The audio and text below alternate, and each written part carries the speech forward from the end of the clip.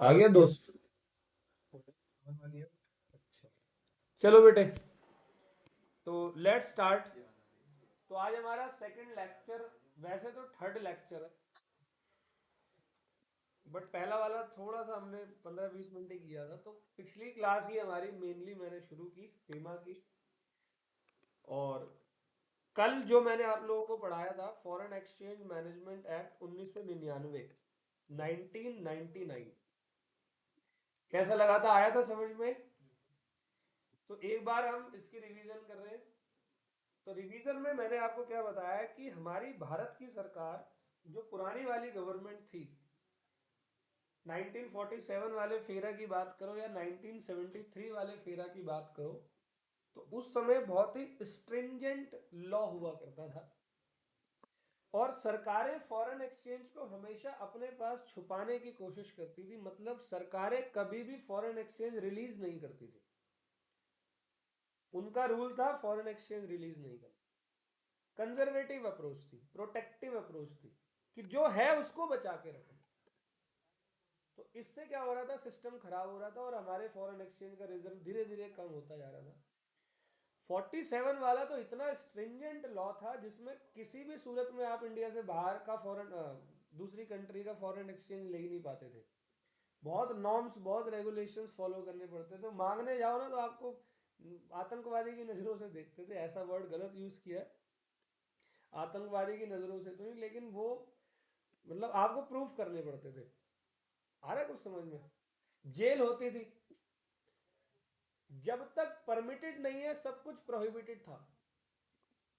लेकिन फेमा 99 जो आया, फेमा 99 ने आपकी कंप्लायंसेस को सिर्फ इतना बोला। फेमा में एक ही चीज पे वो फोकस करते हैं, वो डिस्क्लोजर पे फोकस करते हैं। किस चीज पे वो करते हैं? डिस्क्लोजर के ऊपर फोकस। ऑल वेल, तो ये हमारी बात हुई फेमा की। तो फेमा में कितने नंबर ऑफ सेक्शन पढ़ने हैं? फेमा में पढ़ने हैं हमें 49 सेक्शन। और पहले वाले में कितने होते थे? 81 सेक्शन पुराने वाले में। ठीक है जी, तो ये हमारा हो गया। फिर मैंने आप लोगों को बताया कंसेप्ट ऑफ फेमा कि एक टंकी है, उस टंकी में आप डिपॉजिट करोगे तो या विड्रॉवल करोगे। तो जो फेमा का एक्ट 99 आया, उन्होंने खुली छूट दी कि आप जितना डिपॉजिट करना है करो, जितना विड्रॉवल करना है करो। हालांकि कुछ अभी भी इस पे भी कंडीशन है, वो हम पढ़ेंगे आने वाली क्लासेस में। तो फेमा का कंसेप्ट समझ में आ रहा है? तो फेमा जो बनाया गया है उसको समझने में 50 से 60 साल लग गए थे हमारी भारत की गवर्नमेंट को। ये 3 पॉइंट थे: for consideration and management of foreign exchange in India, and also to manage foreign trade and business, and to prohibited use of foreign exchange for unnecessary purpose। ठीक है। फेमा की हिस्ट्री क्या थी? 1947 में फेरा ब्रिटिशर्स लाए थे, फिर जवाहरलाल नेहरू की सरकार आई। 73 में फेरा को रीस्ट्रक्चर किया इंदिरा की सरकार में। हालांकि कुछ छूट दी थी बट तब भी बहुत रिजिड था। 91 में पीवी नरसिम्हा राव की गवर्नमेंट में मात्र 7 डेज का $1.1 बिलियन हमारे फॉरेन एक्सचेंज रिजर्व में बचा हुआ था। 7 दिन बाद हमारी इंसॉल्वेंसी पक्की। चेंजेस बहुत किए उस टाइम फेरा के अंदर। एलपीजी वगैरह आई इंडिया में 99 में। फिर फाइनली उस लॉ को हटाकर बिल्कुल नया लॉ लेकर आए, क्योंकि पहले वाले लॉ में एक शब्द था जो कि डराता था, रेगुलेशन। और अब वाले लॉ में एक शब्द है जो हमें खुश रखता है, कहता मैनेजमेंट।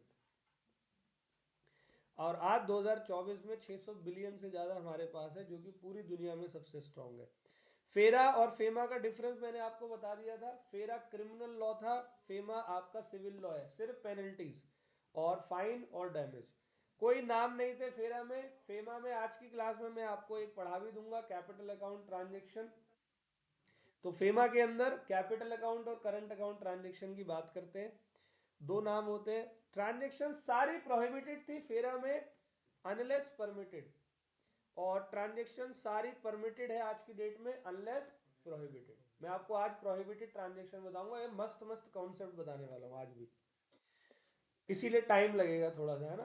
क्योंकि ये पहली बार आया, मुझे भी आइडिया नहीं इसमें कितना टाइम लगता है। वैसे फाइनल्स में था तो फाइनल्स के मैं लॉ नहीं पढ़ाता हूँ, लेकिन जहाँ तक मैंने लेक्चर्स टीचरों के पहले देखे हुए हैं तो वो कुछ फाइनल का तो बहुत बड़ा था, तब वो 12-13 लेक्चर्स में वो लोग कवर कराते थे। हमारे को तो छोटा मिला हुआ है, तो देखते हैं 3-4 लेक्चर भी अगर कवर होते हैं तो बहुत है।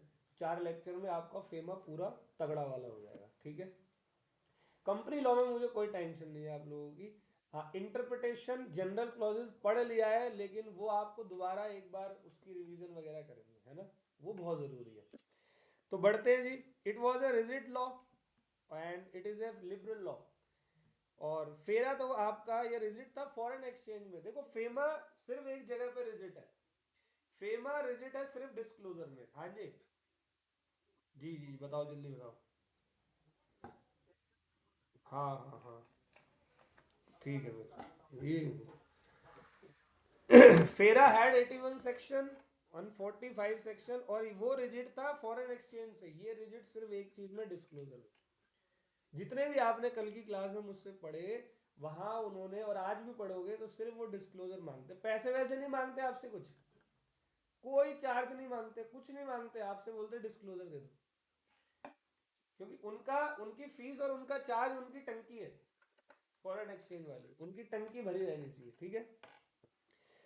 फेमा का नेगेटिव मेंसरिया होता था, मतलब वहां पर अथॉरिटीज पर्सन को कल्प्रिट मानती थी अनलेस वो प्रूफ कर दे।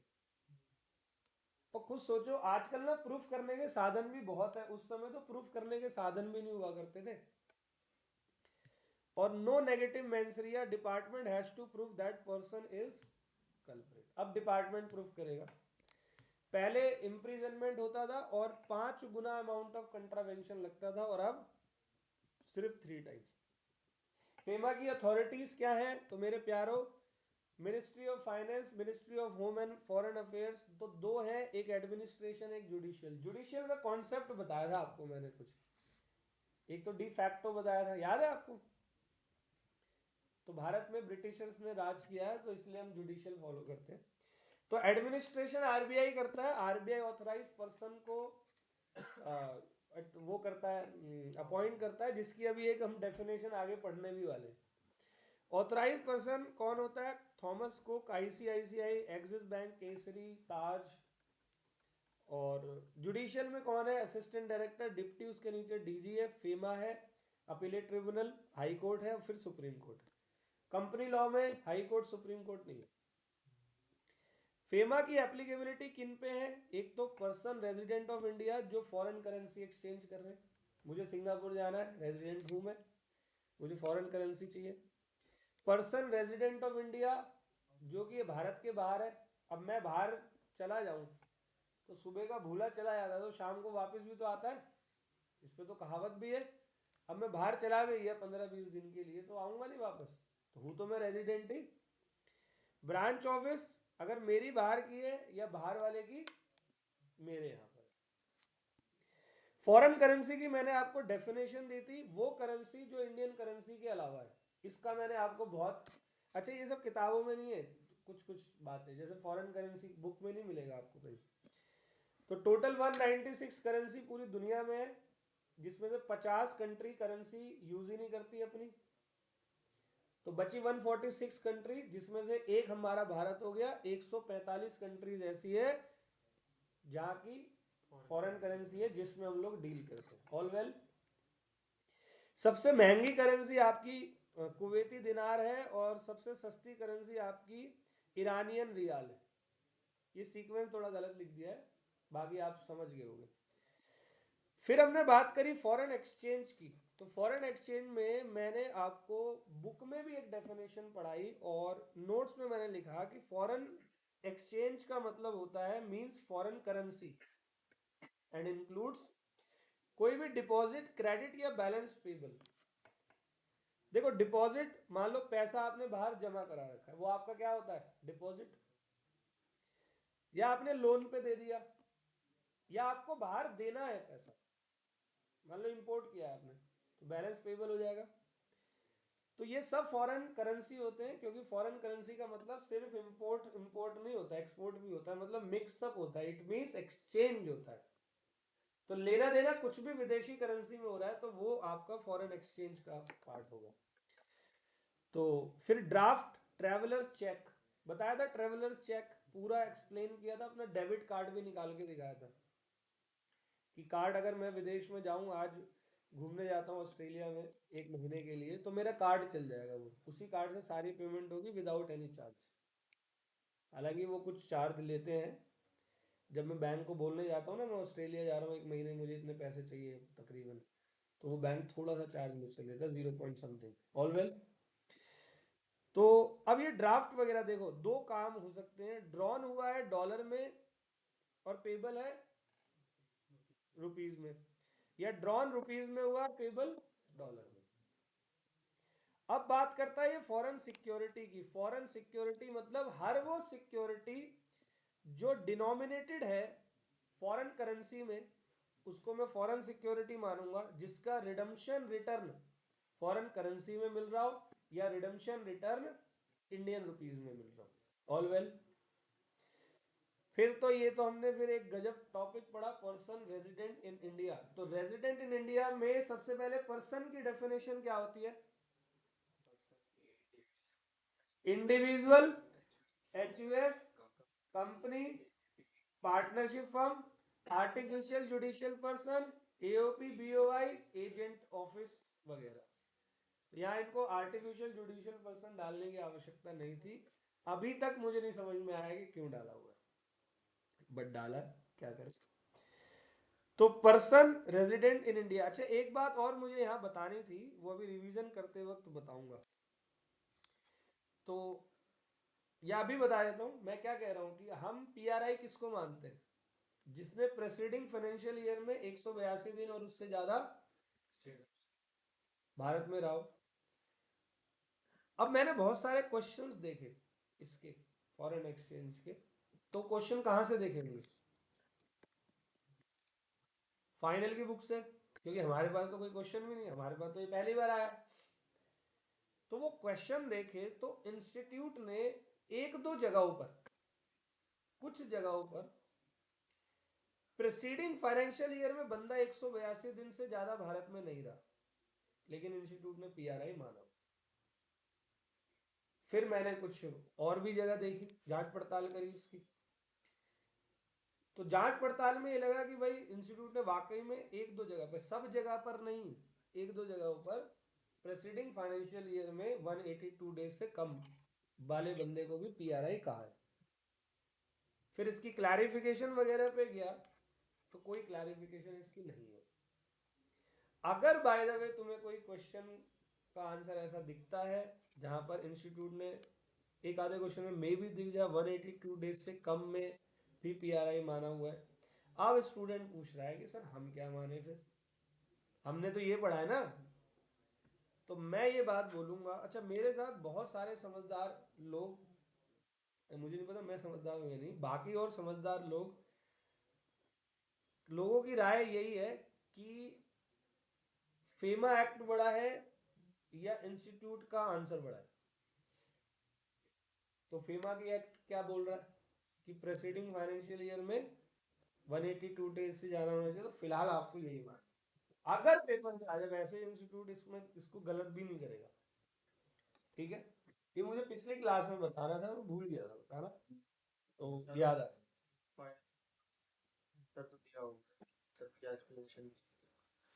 एक्सप्लेनेशन जो दी है वो जेन्युइन एक्सप्लेनेशन नहीं थी, यही तो मैं आपको बता रहा हूँ, बट मुझे नहीं लगता कि इंस्टीट्यूट देगा, क्योंकि उसको लेकर इंस्टीट्यूट के पास बहुत सारे लोगों ने क्वेश्चनिंग भी करी। तो जब क्वेश्चन मार्क गया है तो जिसपे भी वाद विवाद हो रहा हो उसका प्रश्न तो कम से कम आपके पास नहीं आना, ठीक है। तो आपने क्या मान के चलना है? आपने वही अपना जो लॉ के अंदर लिखा हुआ है। तो अब पीआरआई का कंसेप्ट तो आपको समझ में आ गया है। पीआरआई का कंसेप्ट कहाँ है, क्या कहता है पीआरआई का मतलब? तो हम अपनी किताब के पास गए थे, फिर बताएं मालिको पीआरआई मींस।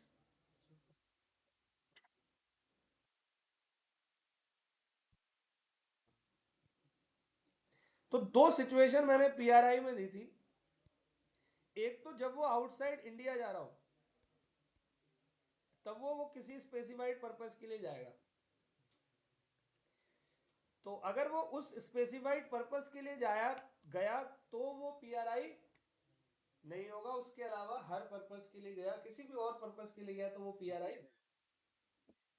अब जैसे मैं एम्प्लॉयमेंट आउटसाइड इंडिया के लिए गया, मेरी नौकरी लग रही है कनाडा में, अब मैं यहाँ से जा रहा हूँ, तो अब मैं भारत का पीआरआई नहीं हूँ। या मान लो मेरा बिजनेस है, या मैं किसी ऐसे काम के लिए जा रहा हूँ जिसमें सरकमस्टांसेस ये बता रही है कि अब मैं अनसर्टेन पीरियड तक वहीं रहने वाला हूँ, तो भी मैं पीआरआई। इसके अलावा अगर मैं किसी और, जैसे शाहरुख खान जाता रहता है, और बॉलीवुड के एक्टर, कॉरपोरेट्स, बिजनेस पर्सन्स, कई लोग जाते रहते हैं। मान लो किसी स्कूल के प्रोजेक्ट पे कोई गया, कॉलेज के प्रोजेक्ट पे गया 7 दिन के लिए, तो वो पीआरआई होगा या नहीं होगा? होगा। पीआरओआई नहीं होगा, पीआरआई हो, ऑल वेल। अब इसका बिल्कुल उल्टा, अगर कोई पर्सन इंडिया में आया है स्पेसिफाइड पर्पस के लिए, अब आया है स्पेसिफाइड के लिए, तब उसको पीआरआई मानेंगे। और एनएसपी के लिए आया तो, एनएसपी मतलब नॉन स्पेसिफाइड, तब नहीं। क्लियर था? तो ये हमारा ओके था, ये हम लोगों ने कर लिया। फिर हम वापस चले थे और नोट्स की तरफ। पर्सन रेजिडेंट ऑफ इंडिया में एक बात और बताई, अब ज्यादा टेंशन हो ना, तो जहां नॉन स्पेसिफाइड पर्पस हो उसका लास्ट स्टेटस जो भी हो वही लिख देना। जैसे करंट वाला है, समझ नहीं आ रहा, तो उसका पिछला देख लो क्या था। पीआरआई था तो पीआरआई लिख दो, पीआर ओ आई था तो पीआर ओ आई लिख दो। ठीक है, ओके। अब एक और meaning of intention to stay outside India for uncertain period मैंने आपको बताया, तो इसका सबसे बेहतरीन एग्जांपल है कि मान लो कि कोई बंदा शादी करके आ गया, रशिया गया था, वहां से शादी करके इंडिया आ गया, वो रशियन इंडियन में ले आया। अब वो रशियन जो है वो इस हिंदुस्तानी के साथ में रह रही है तो वो अपनी कंट्री की। तो ऐसी सिचुएशन में अब इंटेंशन अनसर्टेन पीरियड का है, क्लियर है? तो अगर वो आई है तो उसको रेजिडेंट मानेंगे, क्योंकि नॉन स्पेसिफाइड पर्पस, समझ गए? और अगर कोई गया है यहां से, कोई मजनू यहीं से निकल लिया, तो इसको पी आर ओ आई माने। आया है तो, और गया है तो P R O, all well. फिर मैंने आपको आ, बताया मिनिस्ट्री ऑफ फाइनेंस। अच्छा, रेगुलेशन एंड मैनेजमेंट, अब यहां तक हमने पिछली क्लास की थी, आज की क्लास हमारी शुरू हो गई है। तो आज की क्लास क्या है? Regulation and management of foreign exchange. Foreign exchange का रेगुलेशन एंड मैनेजमेंट कौन करता है? तो कल की क्लास में मैंने आपको बताया था, बताओ कौन करता है मैनेजमेंट? जुडिशियल पावर किसके पास है? एडीडीडी, foreign exchange management appellate tribunal, उससे नीचे हाई कोर्ट, सुप्रीम कोर्ट। और अगर आप बात करते हो एडमिनिस्ट्रेशन की, तो एडमिनिस्ट्रेशन की पावर किसके पास है? आरबीआई के पास। तो आरबीआई ने, अब सारे काम आरबीआई तो करता नहीं है, आरबीआई ने अपने नीचे क्या बिठा रखे हैं? ऑथोराइज पर्सन बिठा रखे। तो ये आरबीआई के ऑथोराइज पर्सन की मैंने क्या स्पेलिंग, क्या मीनिंग बताई थी? याद करो। थॉमस कुक, ताज, ये सब कौन है? आईसीआईसीआई, एक्सिस बैंक, एचडीएफसी भी है तो बहुत सारे और भी, केसरी, ये सब है। थॉमस कुक बड़ा फेमस है, ठीक है, ये सब है। तो इनको अथॉरिटी मिली हुई है आरबीआई की तरफ से, that they can deal in, they can be intermediary as for foreign exchange. ठीक है, तो ये लोग करते क्या है? अब इनके करने की बात, चलो जी, तो आ जाते हैं आज की क्लास पे, जो कि शुरू हो चुकी है।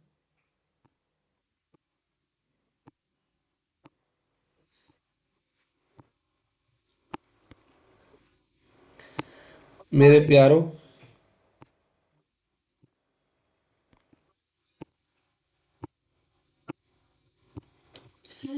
Regulation and management of foreign exchange.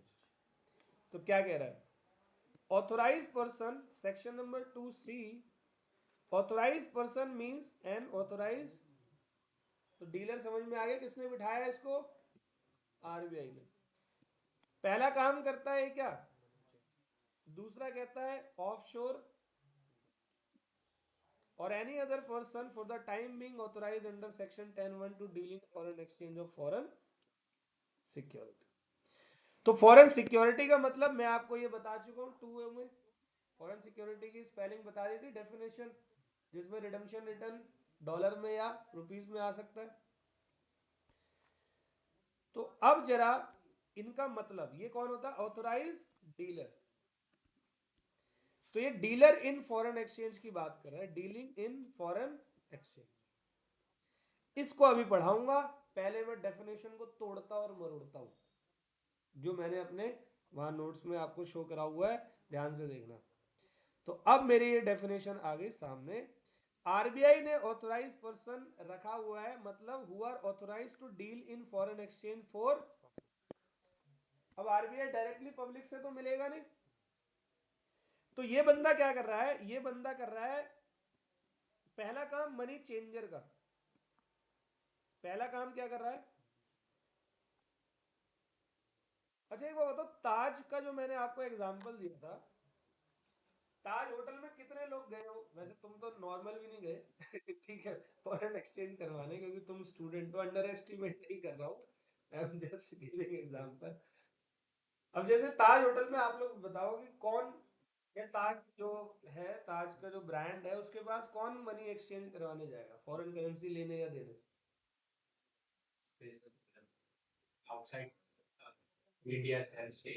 जो उनके होटलों में स्टे कर रहे हैं। आया समझ में, मतलब कि ताज क्या सबके लिए, सबके लिए बैठा हुआ है।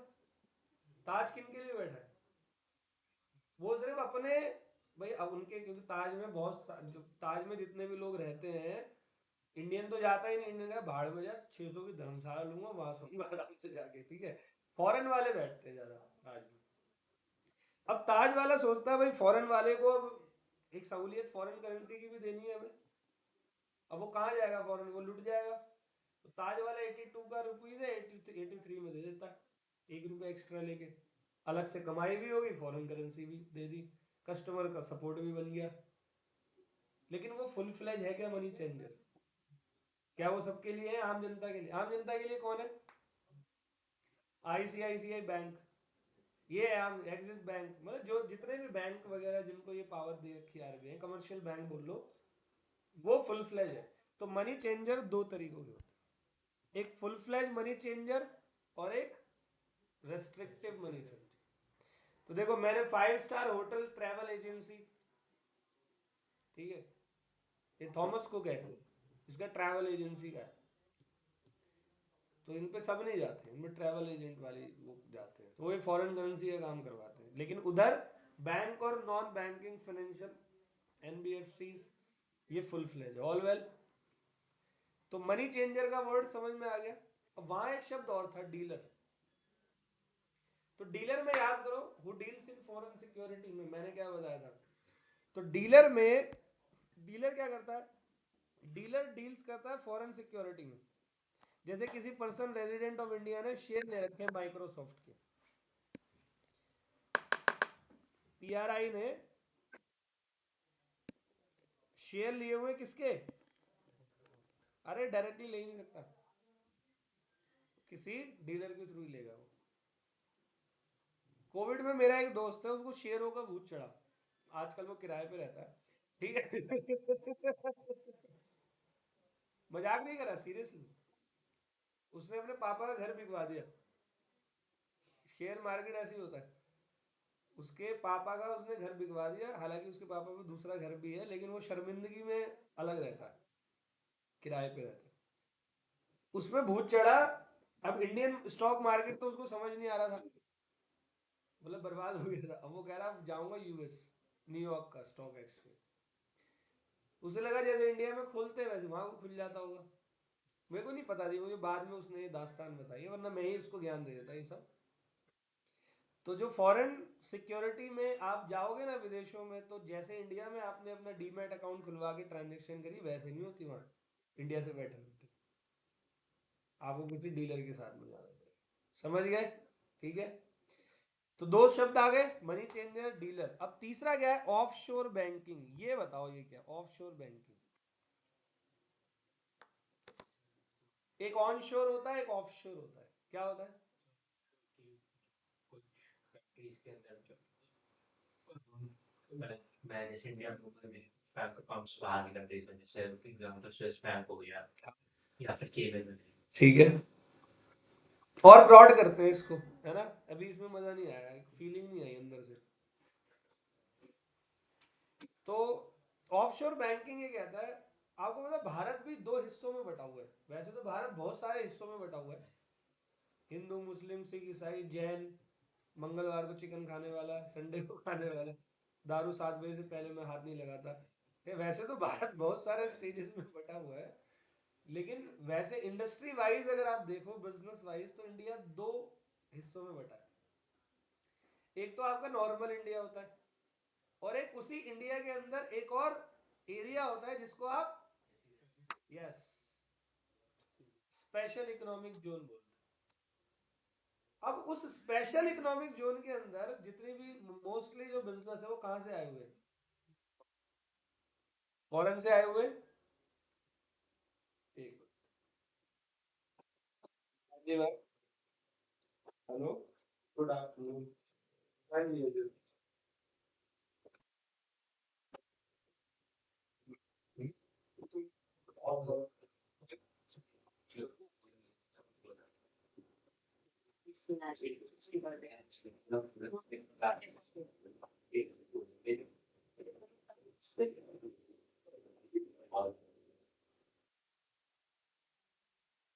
Yes please. तो व्हाट आई सेड, क्या कह रहा था मैं? एसईजेड। तो अब उस एसईजेड के अंदर बहुत सारी ऑर्गेनाइजेशन है जो कहाँ से आई हुई है? फॉरेन से। अच्छा, आपको पता है ना, टैक्सेशन के पर्पज से भी या कानून के पर्पज से भी एसईजेड एक अलग कंट्री मानी जाती है। वहां से कोई सामान, जैसे गुड़गांव का एसईजेड है, वहां से कोई सामान दिल्ली आया तो एक्सपोर्ट किया उसने, और हमने भेजा तो इंपोर्ट किया उसने। हमारी तरफ से एक्सपोर्ट हो गया, हमने मंगाया हमारे लिए इंपोर्ट हो गया। तो उसके अंदर वहां पर भी तो पैसों की जरूरत पड़ती होगी। उसके अंदर होने वाली बैंकिंग को ऑफशोर बैंकिंग कहते हैं। और नॉर्मल भारत में ये जो बैंकिंग चल रही है, ये ऑनशोर बैंकिंग। आया समझ में? आ गया भाई? All well. तो देखो, ऑफशोर बैंकिंग जैसे industry wise India tax purpose से दो है, एक अदर इंडिया और एक एसईजेड। ठीक है। ये एसटीपी वगैरह, ईएसटीपी, हाइड्रो इलेक्ट्रॉनिक, ये सब अलग अलग जोन बना रखे, स्पेशल इकोनॉमिक जोन की तरह ही। तो ये सारी कौन सी है? ये सॉफ्टवेयर टेक्नोलॉजी पार्क। ठीक है। Okay. Electronic hardware technology park. ठीक है। एक्सपोर्ट ओरिएंटेड यूनिट और स्पेशल इकोनॉमिक जोन। तो यहां पर जो बैंकिंग होती है मेरी, कौन सी है? ऑफशोर। ठीक है। तो अब डेफिनेशन डन है ऑथोराइज पर्सन की। तो अब हम बात करेंगे ट्रांजेक्शन्स की। अब थोड़ा सा ध्यान से सतर्क हो जाना, थोड़ा सा सतर्क हो जाना। ये आपके चैप्टर का, इस चैप्टर का जो आप पढ़ रहे हो, सेकंड लास्ट या लास्ट टॉपिक ही मान लो, क्योंकि जो बचा हुआ है वो कोई इतना मायने नहीं रखता। पेपर में आपका इनमें से 100% इसी में से आएगा पेपर, ट्रांजेक्शन 100%, क्योंकि कुछ और है ही नहीं। ठीक है। और डेफिनेशंस को रट्टा तो बन जाना, खूब खींच देना डेफिनेशन। पीआरआई से क्वेश्चन पक्का देंगे, तो दो तीन क्वेश्चन तो एक ही जगह थोड़ी देंगे। एक पीआरआई से उठाएंगे, एक करंट से उठा लेंगे, एक कैपिटल से उठा लेंगे। ठीक है। तो तैयार है ना? खा जाओ, ये चैप्टर को छोड़ के मत जाना ऑप्शन में, एक बार को इंटरप्रिटेशन छोड़ देना। छोड़ने तो वो भी नहीं दूंगा मैं। ठीक है। उसकी एक दो बार रिवीजन मार लोगे ना, सुन लोगे, हेडिंग हेयरिंग कर लोगे, उसका ऑडियो ऑडियो देख लेंगे 5-6 मिनट का, बार बार सुनना, तभी पेपर में लिखोगे। नहीं तो फिर उसका जो लैटिन वर्ड है वो घूमता ही रह जाएगा दिमाग में। नॉरिशियस याद है, मुझे भी याद नहीं है एक दो तो। चलो ट्रांजेक्शन्स की बात करते हैं। ये बिल्कुल फ्रेश आया फेमा में, फेरा में ये नहीं था। मैंने आपको डिफरेंस के अंदर भी बताया था, ठीक है। तो ट्रांजेक्शन में दो ट्रांजेक्शन है, करंट अकाउंट ट्रांजेक्शन और एक capital account transaction. Capital account transaction को मैं क्या नाम देता हूं, सीएटी, और करंट अकाउंट को क्या नाम देता हूं, सीयूटी। ये एक तरीके का हमारे पॉइंट ऑफ व्यू से capital account transaction balance sheet item है, और करंट अकाउंट ट्रांजेक्शन अकाउंट में यही करते हैं ना, डेली बेसिस वाली जो चीजें है वो पीएनएल पे जाती है, बड़ी लैंड एंड बिल्डिंग वाली चीजें जो है वो कहाँ आती है, कैपिटल अकाउंट बैलेंस शीट में। तो कैपिटल अकाउंट ट्रांजेक्शन आपका सेक्शन 6 है, सीएटी। मैं बार बार अगर कैट बोलूं या सीयूटी बोलूं वो निकल जाता है। सीयूटी अभी डीयू के लिए चल रहा है ना, तो समझ जाना किसकी बात हो रही है। तो ये दोनों के दोनों चार चार पार्ट में डिवाइडेड है। देखो कैपिटल वाला बड़ा आसान है, करंट वाले को थोड़ा सा एक बार को समझना है, समझना दोनों को ही है, बट कैपिटल वाला थोड़ा सीक्वेंस वाइज इजी है, उसको याद करना। पहले मैं करंट अकाउंट बता रहा हूं सीयूटी का। सीयूटी डिवाइडेड है चार पार्ट में। कितने पार्ट में, देखो मैंने आपको क्या बोला, फेमा के अंदर सारी ट्रांजेक्शन परमिटेड है अनलेस, तो इन्होंने प्रोहिबिटेड बता रखा है, schedule number 1 rule number 3, all well. फिर कहता है अप्रूवल ऑफ सीजी। अब हमारे इस फेमा के अंदर सीजी यूजी चलता है, सीजी और यूजी चलता है, सॉरी सीजी और आरबीआई चलता है, सीजी यूजी नहीं, सीजी और आरबीआई चलता है। मतलब अप्रूवल आपको सीजी की चाहिए और अप्रूवल चाहिए किसकी, आरबीआई की। अब आरबीआई की अप्रूवल कहां चाहिए, देखो मैं आपको एक एग्जांपल देता हूं, पहले इसको पढ़ लेते हैं। अप्रूवल ऑफ सीजी है आपका शेड्यूल नंबर 2 रूल नंबर 4, और अप्रूवल, हाँ ये 2 है, ठीक है सही कर रहे इसको, मुझे भी नहीं लग रहा 2 है पेन का है वो वाला, शेड्यूल 2 मिटा के करते हैं। अब लग रहा है 2 ठीक है, अब तो लग रहा होगा। अरे हाँ एस एच भी तो नहीं है, तो इसलिए नहीं लग रहा वो, शेड्यूल 2। अब तो फालतू मत बोलना, ठीक है अब आ जाओ। कभी कभी नोट्स बनाते हो जाता है। तो prohibited current account transaction schedule 1 rule 3, approval CG की शेड्यूल 2 रूल 4, और अप्रूवल आरबीआई की शेड्यूल 3 रूल 5। अब ये R, sorry L R S क्या है, ये आपका एल आर एस क्या है, तो सुनना ध्यान से, बहुत ही अच्छा टॉपिक है ये, पूरा नहीं बताऊंगा, सिर्फ समझाऊंगा। ये देखो, लिबरलाइज रेमिटेंस स्कीम, ठीक है। बस मैं इसका मतलब बता रहा हूं, एल आर एस का लिबरलाइज रेमिटेंस स्कीम क्या कहता है। अब एक बात बताओ, आरबीआई कहता है, बहुत कुछ कहता है, तुमने बहुत सुना होगा टीवी में, आरबीआई कहता है सतर्क रहे, जानकार रहे, सुरक्षित रहे। इनके अलावा भी आरबीआई बहुत कुछ कहता है, सतर्क जानकार और सुरक्षित रहने के अलावा फेमा वाला आरबीआई क्या कहता है वो सुनो। आरबीआई ये कहता है कि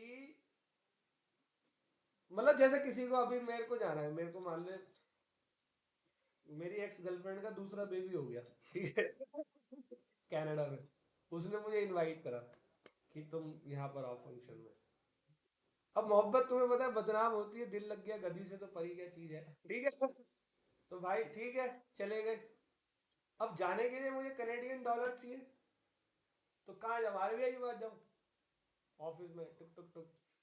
पहले तो वो मेरी बात सुन के हंसेगा, बोलेगा इधर आ, झाड़ू मार, झाड़ू मारेगा, फिर लेटेगा, फिर उस पर हंसेगा, साले तू कोई एक्स गर्लफ्रेंड के दूसरे बच्चे पे जाता है, ठीक है जो तू जा रहा है, आशिकों के खानदान के दिल वाले, ठीक।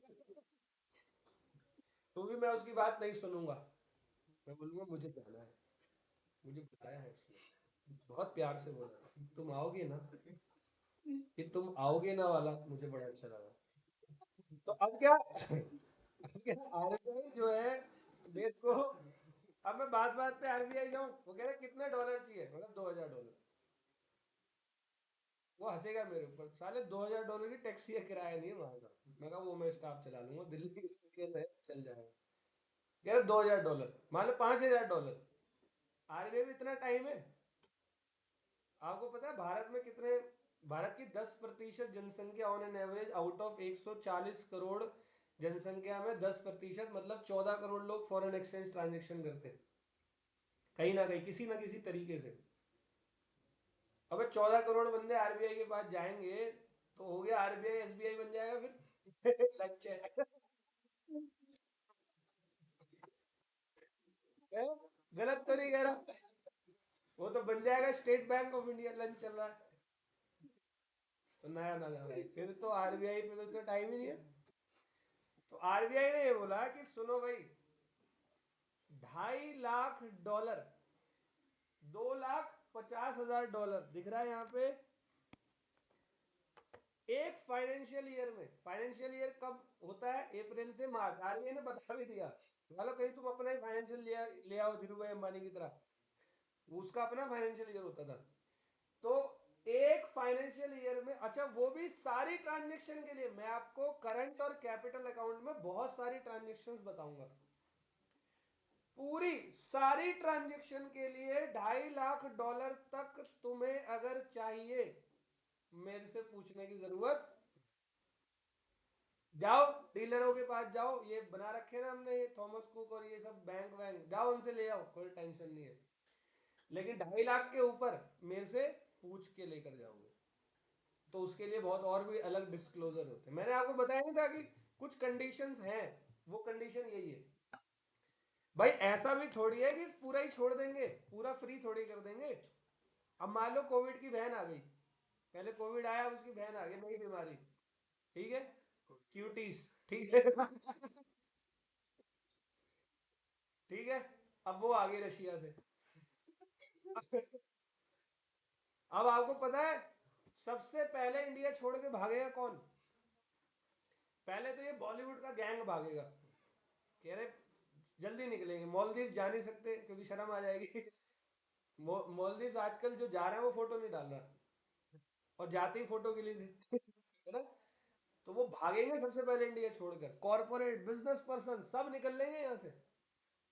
तो शाहरुख खान के बैंक में 5,000 करोड़ होगा आज की डेट में, होगा या नहीं होगा?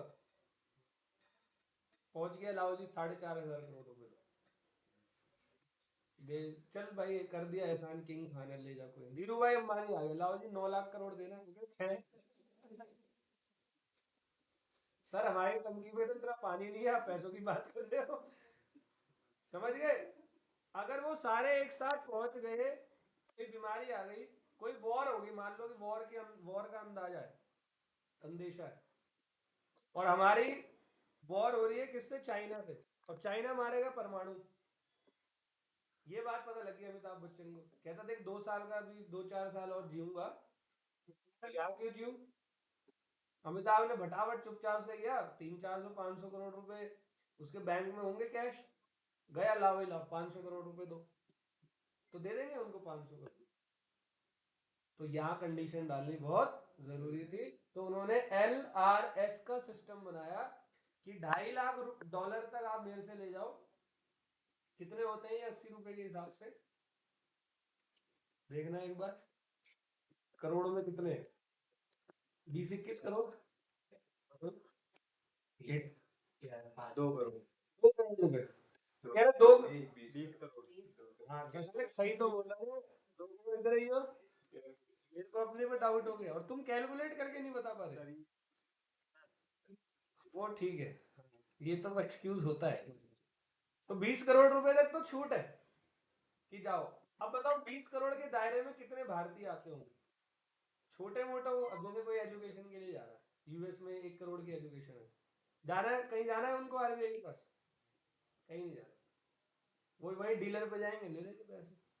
हाँ अब वॉर सिचुएशन हो गई, कोई बीमारी आ गई, ये सब भागते हैं, जितने भी ये ऐड देते हैं ना, ये पॉन्स लगाओ, अतिथि देवो भवा, जयपुर में आओ घूमने, सबसे पहले निकलेंगे इंडिया छोड़ के। और हम पता है क्यों नहीं निकलेंगे? क्योंकि हमारे बस की नहीं है, हमारे पास पैसे नहीं है, तो हम भी भाग जाए। तो इसीलिए कंट्री ये लोग कह रहे हैं, सरकार ने बोला कि तुम लोग $2.5 लाख से ऊपर नहीं लेकर जा सकते। ऑल वेल, कुछ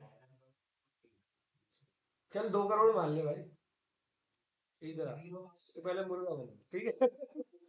जो भी अमाउंट है, 2.5 लाख इंटू 80, 2.5 लाख इंटू 80, 2 करोड़ 2 ही करोड़ हो गए, ठीक है। तो 2 करोड़ रुपए तक आप ले सकते हो। तो मेरी यूएस के एजुकेशन का एग्जांपल तो अभी भी सही रहा ना, क्योंकि वहां फीस कितनी थी? 1 करोड़ की फीस थी। समझ गए?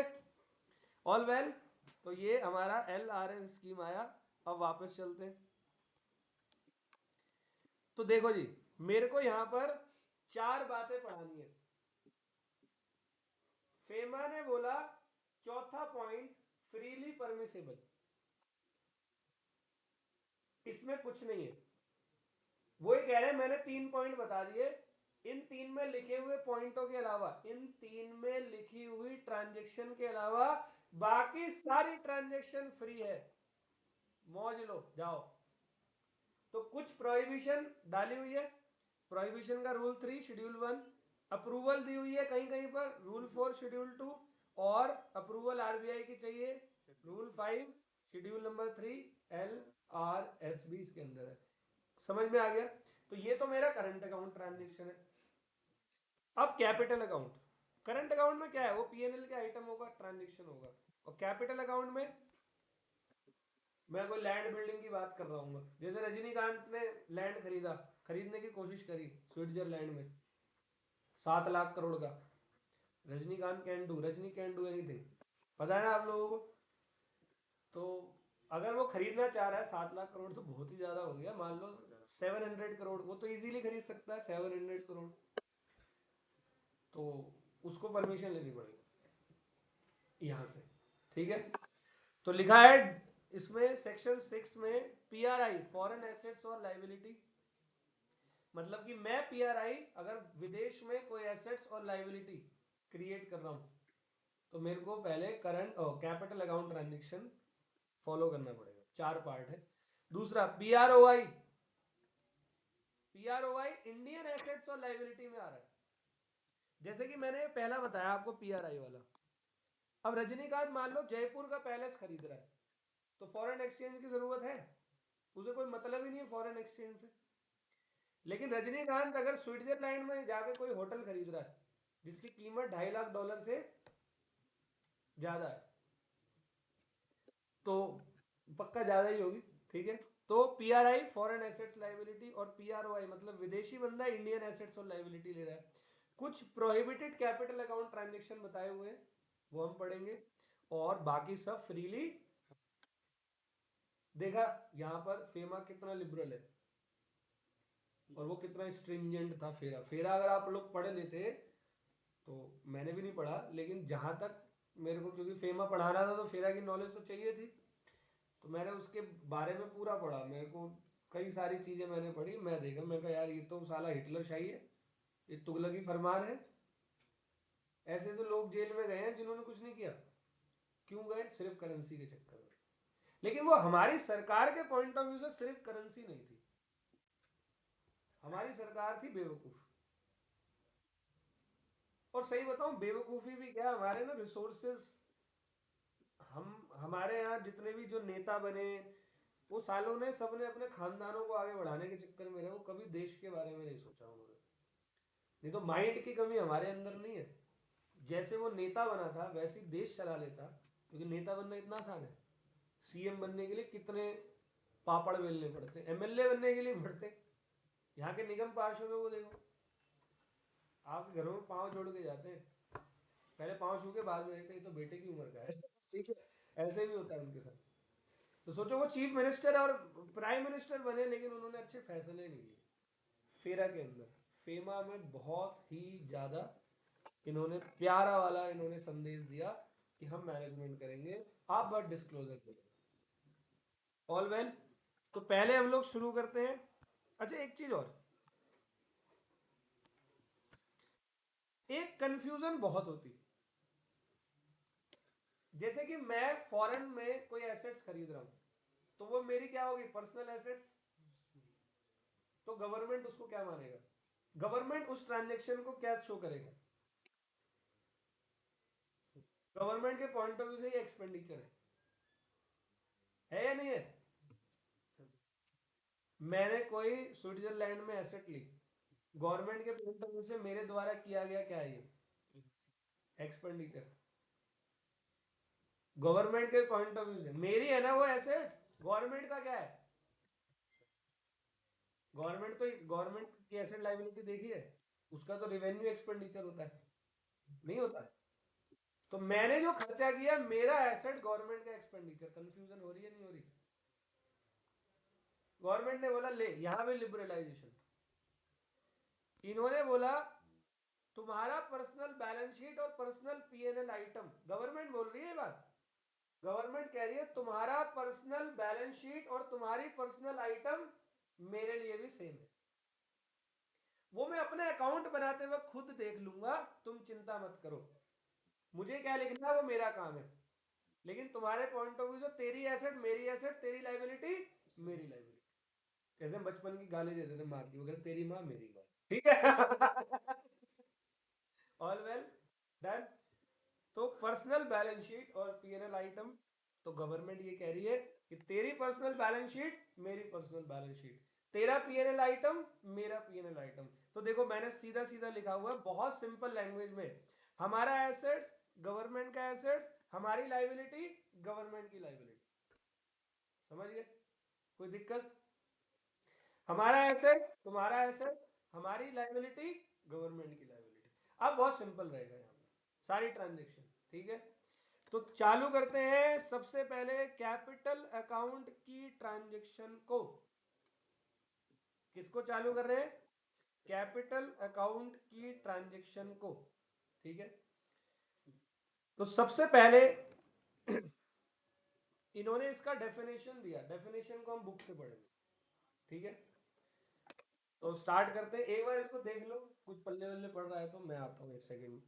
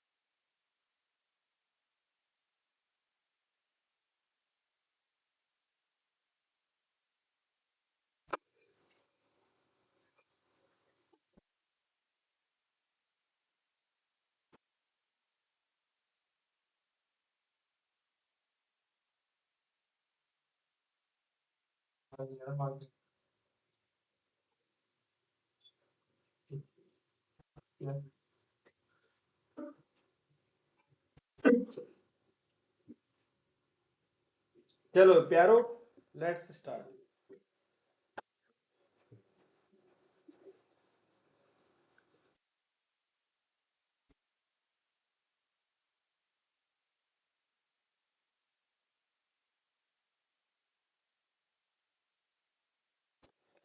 तो बेटा देखो, सबसे पहले हमें कैपिटल अकाउंट ट्रांजैक्शन को पढ़ना कैसे है, देखो capital account transaction section number 6 plus foreign exchange management capital account transaction rules 2000, schedule number 1, schedule 2, schedule 3।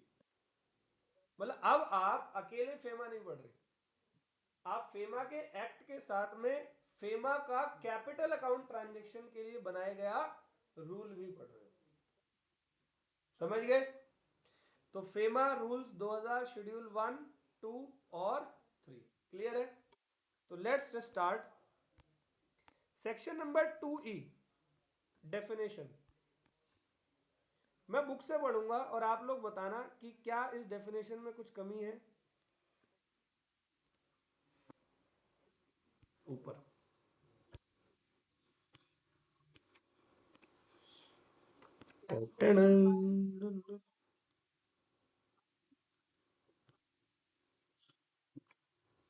ये कैपिटल अकाउंट ट्रांजैक्शन है, ये रहा।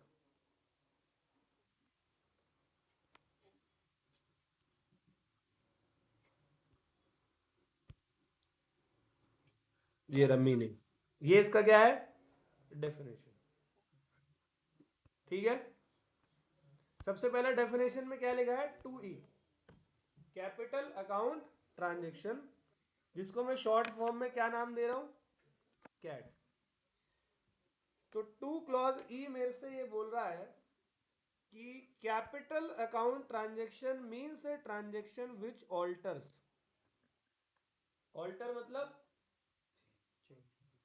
अच्छा मैं अगर बाहर इन्वेस्टमेंट करता हूं तो मेरी एसेट्स ऑल्टर हुई या नहीं, मैं बाहर कहीं से लोन लेकर आता हूं तो मेरी लाइबिलिटी ऑल्टर हुई या नहीं, आया समझ में, विच ऑल्टर्स द एसेट्स और लाइबिलिटी इंक्लूडिंग कंटिजेंट लाइबिलिटी, इसके बारे में भी हम चर्चा करेंगे, contingent liability outside India of PRI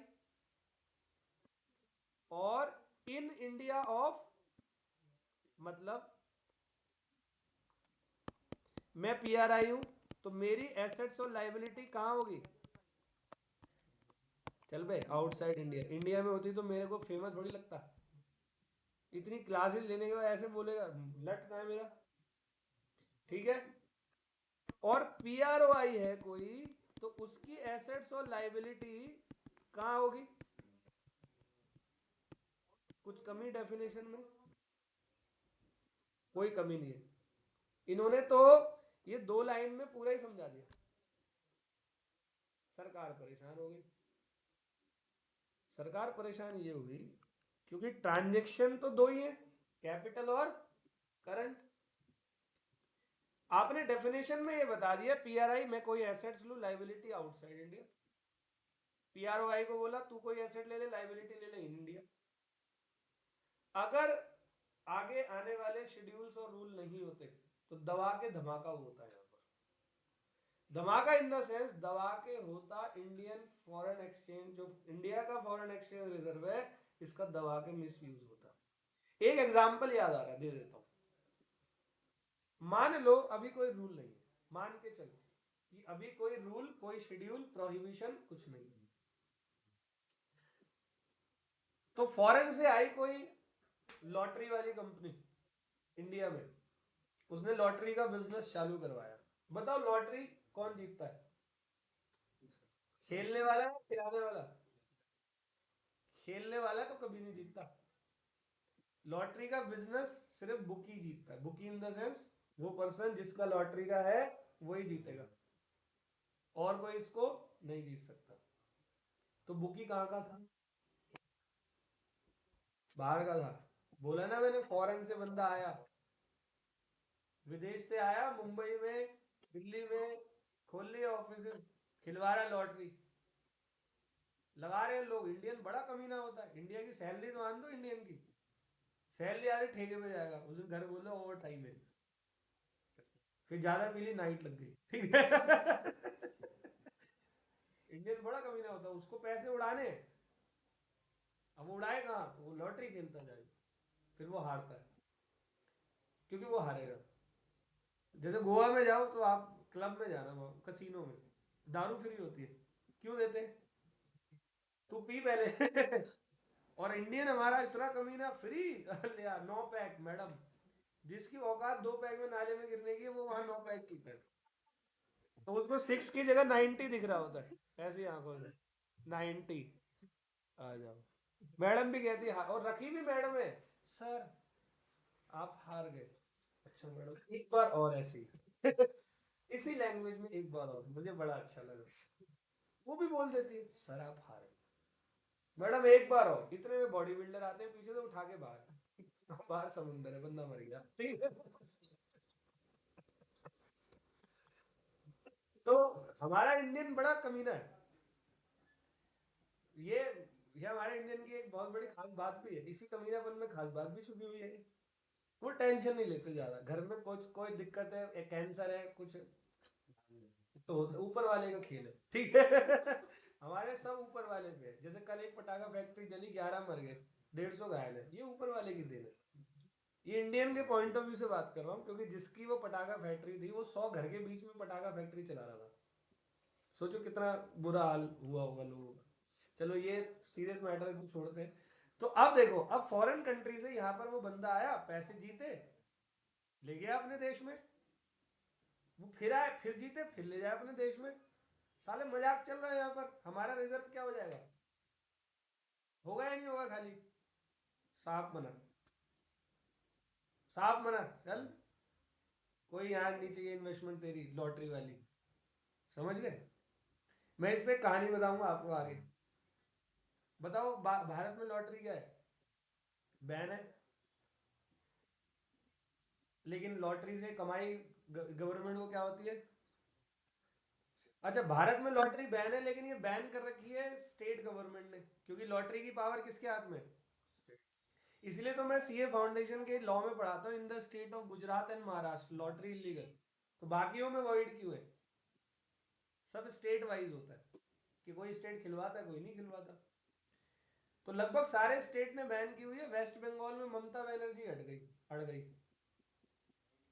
कहीं होम नहीं करेगा बैन, हमारा टैक्स का कलेक्शन होता है। ईना चोलबे, ममता ने कहा ईना चोलबे, मोदी कह रहा बैन करना पड़ेगा तुझे। ममता कह रही सरकार मेरी है, करवा के दिखा दे। मोदी कुछ नहीं कर सकता, सरकार ममता की है। ममता ने कहा ठीक है भाई, ओ मोदी कह रहा ठीक है कर ले। अच्छा, फेमा किसके अंडर में? सेंट्रल के। तो ममता ने वेस्ट बंगाल में ओके, लॉटरी ओके, भाई इन्वेस्टमेंट दबा के मोदी ने यहाँ प्रोहिबिटेड कर दिया, बाहर नहीं ले जा सकते पैसा। तो वकीलों ने पैसा जीता, उन्होंने सारा पैसा इसी देश में लगाना पड़ेगा, आएगा ही नहीं, ये इसके अंदर रूल है। आया को समझ? ममता फिर बोली तीनों चौल पे, तुम हमारे देश के साथ गद्दारी करता है। मोदी कहे इधर देश के साथ गद्दारी, तुझे बताऊंगा गद्दारी, ठीक है। तो ये फेमा है। यहाँ बहुत खेल चल रहे हैं, अभी आगे आज की क्लास में और चलेगा ये।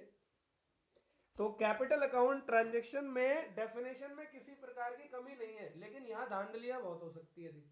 एक धांधली तो अभी मैंने बताई आपको, तो और धांधलियां ना हो और दिक्कतें ना हो, उन्होंने बना दिए फेमा के 2000 में क्या रूल्स। करंट अकाउंट के अलग बनाए, कैपिटल के अलग बनाए, कह रहे पहले इसको फॉलो करना फिर करना आगे बात, ठीक है। अब वो पढ़ते हैं, ऑल वेल। तो आ जाओ, तो सेक्शन 6 हम पढ़ रहे हैं, कैपिटल अकाउंट की ट्रांजैक्शन, ठीक है। तो सबसे पहले सेक्शन 6 को मैं पढ़ाने से पहले मैं जा रहा हूं वहीं पर नोट्स पे। अच्छा, ये हेल्पफुल बनाए हुए नोट्स समझ में आते हैं? तो इस सेक्शन 2E को और अच्छे से एक्सप्लेन किया है सेक्शन 6। इसके अंदर जितनी बातें लिखी है ना, सब आपने अभी मेरे से क्लास में सुनी हुई है, सब सुना हुआ है। हम जब सेक्शन 6 पढ़ने वाले हैं, वो सब कुछ आपने सुना हुआ है। अब हम देखते हैं सेक्शन 6 से ये जो ऊपर लिखी हुई डेफिनेशन है उसको कितना एक्सप्लेन कर रहा है, ठीक है। तो सुनना, 2E समझ में आ गया? PRI foreign access asset liability, PROI Indian asset liability, ये हमारी कैपिटल अकाउंट ट्रांजैक्शन की वो है, ठीक है। अब यहां पर सेक्शन नंबर 6 क्लैरिफिकेशन देता है पूरी सेक्शन 6 का। तो 6 में ना सब सेक्शन है। सब सेक्शन नंबर 1 देखो, 1 से लेकर 7 तक पूरा बताऊंगा,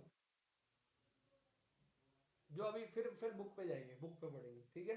जिसमें से 3 को डिलीट कर दिया, ओमिट है, वो आप नोट्स पे देखोगे मैंने लिखा है ओमिटेड। तो ओमिट है तो हम क्यों पढ़े? क्यों बताएं, क्योंकि उसके लिए भी अलग से 2-3 क्लास लगती थी, तो वो हटी है, सही है। तो सबसे पहला कह रहा है कि डिस्क्लोजर देना है आपको। क्या है? डिस्क्लोजर। तो पहला सबसेक्शन कहता है कि बेटे अगर आप देखो, सबसे पहले बोल दिया अगर आप कोई कैपिटल अकाउंट ट्रांजेक्शन करो, आप पीआरआई हो तो बाहर जाओगे, बाहर वाले हो इंडिया में आओगे, पहले आके क्या दोगे?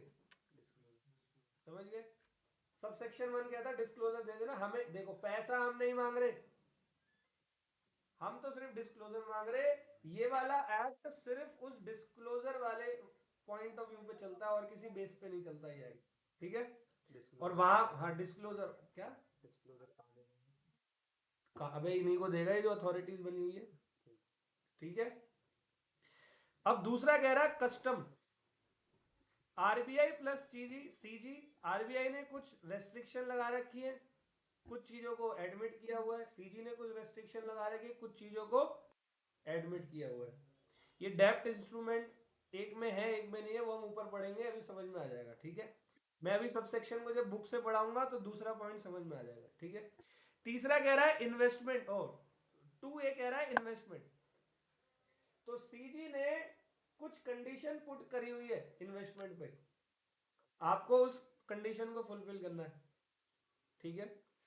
तीसरा डिलीट है। चौथा पीआरआई कोई फॉरेन एसेट अगर करता हो तो ये बताओगे आप कोई फॉरेन एसेट ले रहे हो, सबसेक्शन 4 में आ गए। बाहर वाला मिस्टर जॉन द डॉन आ रहा है, पीआरओआई है वो हमारे यहाँ की इंडियन एसेट ले रहा है, तो सबसेक्शन 5। सबसेक्शन 6 कहता है आरबीआई ने कुछ रेगुलेशन दे रखे हैं, ओपनिंग और closing out of any branch office agency of any foreign entity इन भारत में। आप अपनी फॉरेन ब्रांच को बंद और हो नहीं सकता फ्रॉड करके, पता चला एजेंसी खोली और यहाँ से फ्रॉड करके निकल रहे हो। और 7 कह रहा है क्लैरिफिकेशन अबाउट डेप्ट instrument notified by RBI and CG together. All well. तो ये क्या है हमारा, ये पूरा का पूरा सेक्शन 6 है। बुक पे चलते हैं जरा। 6 में मैं रिपीट कर रहा हूं क्या दी हुई है, क्लैरिफिकेशंस दी हुई है। तो देखो 6 पढ़ते हैं।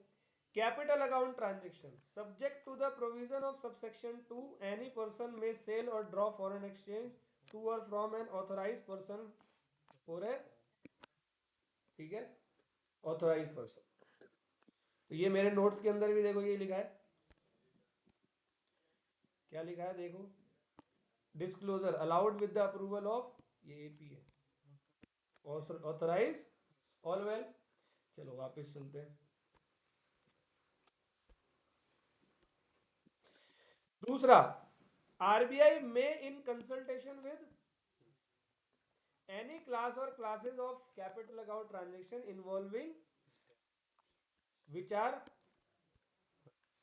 तो आरबीआई कंसल्ट कर सकता है किससे, सीजी से।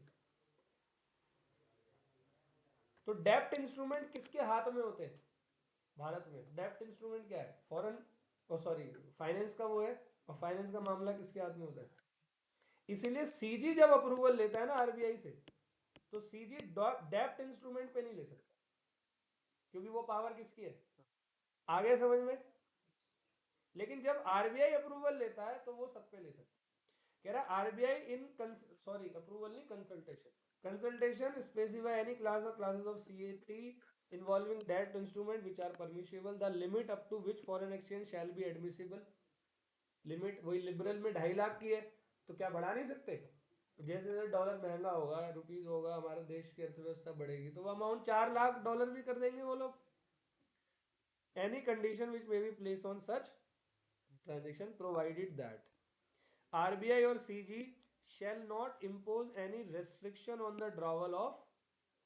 इन्होंने देखो एक्ट ने आरबीआई और सीजी को ये बोल दिया है रेस्ट्रिक्शन मत डाल देना किसी पे, लिमिट लगा दो, रेस्ट्रिक्शन नहीं कि तू नहीं कर सकता, तू नहीं कर सकता, वो दिखा वो दिखा ये दिखा।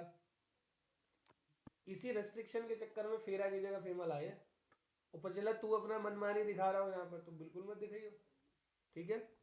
For payment due on account of amortisation of loan और for depreciation of direct investment in the ordinary course of, ठीक है? 2A में डेप्ट इंस्ट्रूमेंट इंक्लूडेड नहीं, बाकी सब कुछ सेम है। तो 2A में सीजी कंसल्ट किससे ले रहा है? तो सीजी डेप्ट इंस्ट्रूमेंट पे कंसल्टेंसी नहीं ले सकता, वो किसके हाथ में है? इसीलिए यहां पर इन्होंने नॉट इन्वॉल्विंग डेप्ट इंस्ट्रूमेंट, ठीक है। तीसरा ओमिट हो गया। चौथा, पीआरआई यहां से फॉरेन कंट्री में इन्वेस्टमेंट कर रहा है या लाइबिलिटी क्रिएट कर रहा है? फॉरेन की एसेट्स ऑल वेल।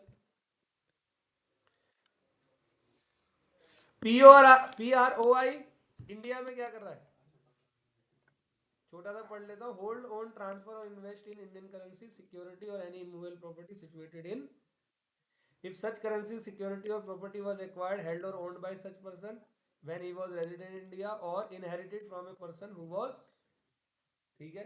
कैसे भी 6 कह रहा है without prejudice to the provision of this section RBI may by regulation prohibited, restrict or regulate establishment in India of a branch, office or other place of business by a PROI for carrying on any activity relating to such branch, office or other place। मतलब मान लो कोई PROI की branch India में कोई ऐसी activity कर रही है जो मेरे फॉरेन एक्सचेंज के खिलाफ है, RBI उस पर क्या लगा सकता है? रोक, रेस्ट्रिक्शन, प्रोहिबिशन। All well. जैसे RBI ने इंडिया के अंदर अभी पेटीएम पे लगाई। जब इंडियन बंदे को नहीं छोड़ रहे, मतलब अपने घर के बंदे को नहीं छोड़ रहे, तो बाहर वाले को छोड़ देंगे क्या? समझ गए?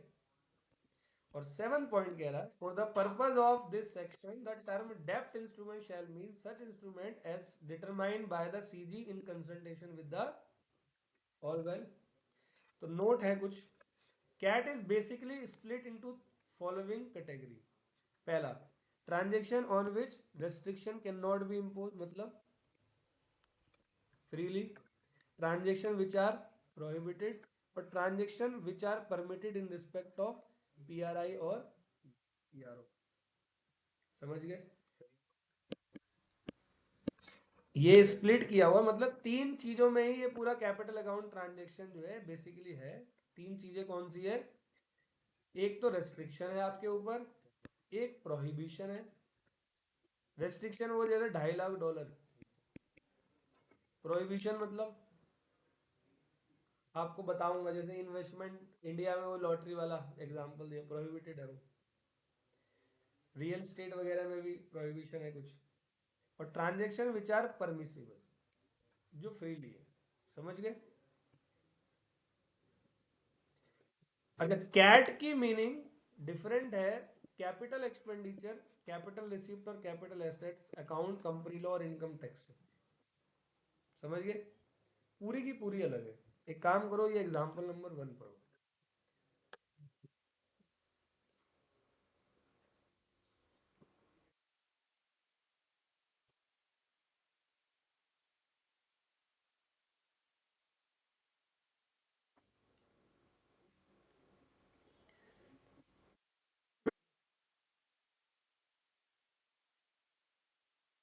इंडियन रेजिडेंट ने कोई मशीनरी इंपोर्ट करी,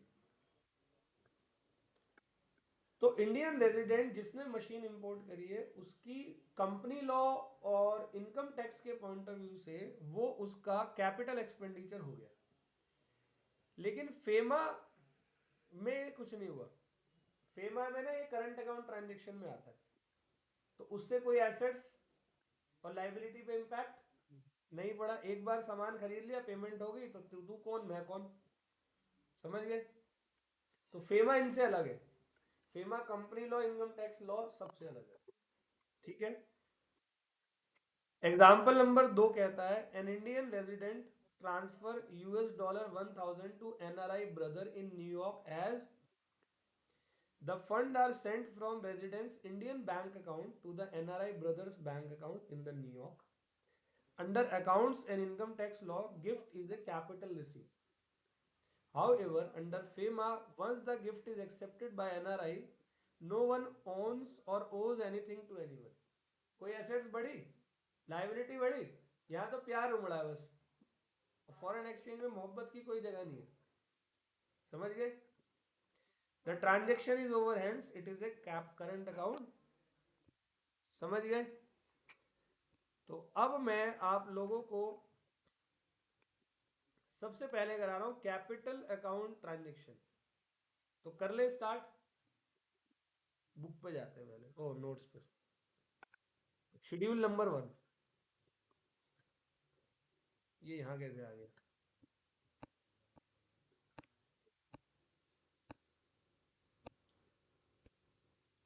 चलो मैंने सब सेक्शन बता दिए।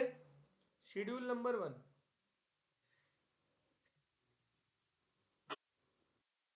ठीक है। एक बार शेड्यूल 1 वहां से भी देखते हैं। यार सच में प्यास तो बहुत लग रही थी। शेड्यूल 1 किसकी बात करता है? Prohibited current account transaction. और कैपिटल अकाउंट ट्रांजेक्शन में क्या बात करता है शेड्यूल 1? पीआरआई, फॉरेन एसेट्स और, ध्यान से सुनना।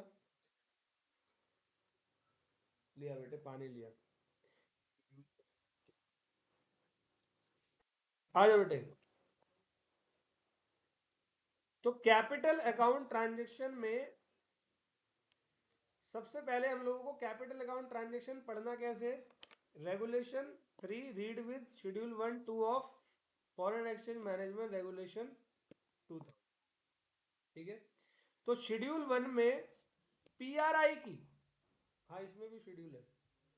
शेड्यूल 1 में पीआरआई की के द्वारा परमिसिबल क्लासेस ऑफ ट्रांजेक्शन बता रखे।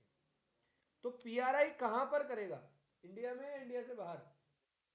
तो ये सारी ट्रांजेक्शन इंडिया से बाहर कर दे एक एक करके। तो मेरे नोट्स में और यहाँ पे दोनों जगह सेम है, क्योंकि इसमें कटिंग पिटिंग तो थी नहीं, मैंने एज इट इज लिख दिया। चल परमिसिबल, थैंक यू भाई। Permissible classes of transactions made by PRI is number 1 investment by PRI in foreign.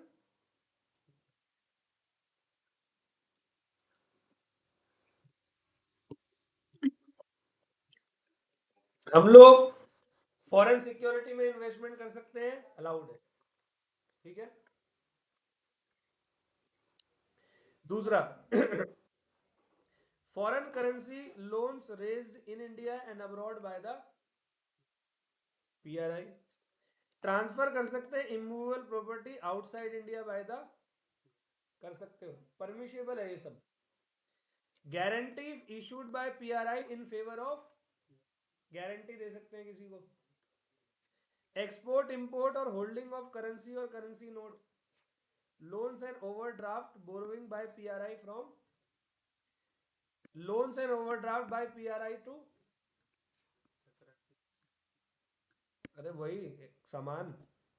Export import and holding of currency notes मतलब एक्सपोर्ट इंपोर्ट करेगा तो सामान आएगा जाएगा, बिना पैसे के करेगा, ठीक है। हाँ।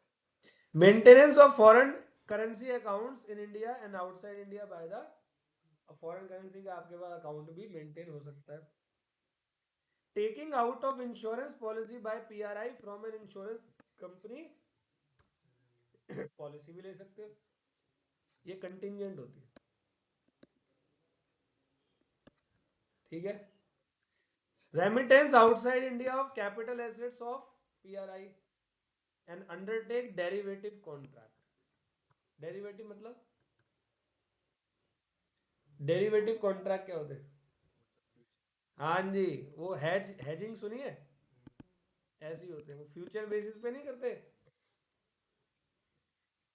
जैसे हम लोग कहते हैं हाँ शर्त लगा ले पेट्रोल 120 हो जाएगा, तो लगा ले, हो गई 8 पराठे की, ठीक है। हम तो इतना ही करेंगे ना, लेकिन वो लोग लगाते हैं कि फॉरेन एक्सचेंज 90 जाएगा अगले साल तक, तो लगा ले, वो 87 पर रुक गया, समझ गए? एक तरीके का स्पेकुलेशन। ये पेपर में नहीं आएगा, पेपर में तो प्रोहिबिटेड आएगा, लेकिन अगर आ जाए तो है ना, एक बार को पेपर में क्या आएगा? प्रोहिबिटेड, और मजा तो प्रोहिबिटेड के अंदर है। अब दूसरा काम, शेड्यूल नंबर 2 कहता है the list permissible class of transaction made by. अब पीआरओआई क्या क्या कर सकता है? सब कुछ कर सकता है, ऊपर वाला पूरा, ठीक है, तो मैं तेज तेज बता रहा हूँ। Investment in India by PRI that it is to say वो security body corporate security issue करती है तो वो खरीद सकता है, ठीक है। और वो किसी फर्म वम में भी लगा सकता है, किसी प्रोप्राइटरशिप में, किसी AOP में पैसे लगा सकता है। एक्वाइजिशन and transfer of immovable property in India, India की इमूवेबल प्रॉपर्टी एक्वायर भी कर सकता है, ट्रांसफर भी कर सकता है। गारंटी इंपोर्ट, अच्छा ये पूरे पॉइंट कौन से हैं? ऊपर वाले, ऑल वेल। चलो अब हम पढ़ेंगे क्या, प्रोहिबिटेड। सर ये करेंगे, ये थोड़ा सा ध्यान से सुनना। तो प्रोहिबिटेड ट्रांजेक्शन हमारी कौन सी है? Regulation 4 of foreign exchange management regulation act.